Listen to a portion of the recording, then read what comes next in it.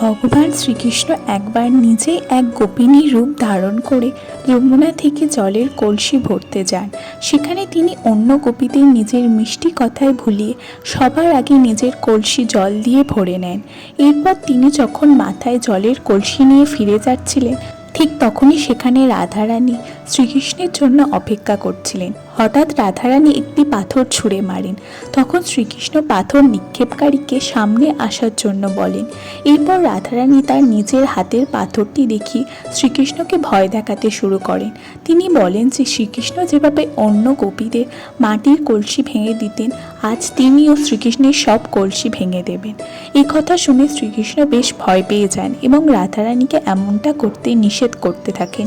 কিন্তু রাধারানী ততক্ষণে মনস্থির করে ফেলেছেন। তিনি সুন্দরভাবে নিশানা করে একদম নিচের কলসিতে পাথর মারেন।